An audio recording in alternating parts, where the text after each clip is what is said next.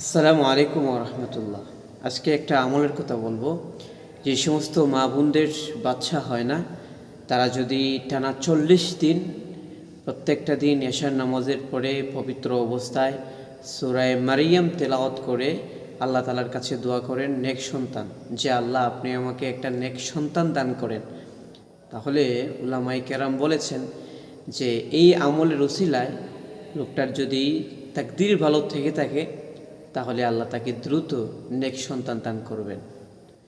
তো যাদের বাচ্চা হয় না, অন্যান্য চিকিৎসার পাশাপাশি এই আমলটা যদি করা যায় তাহলে আশা রাখা যায় যে এই আমলের বিনিময়ে আল্লাহ তাআলা আপনাদেরকে ভালো একটা ফলাফল দান করবেন।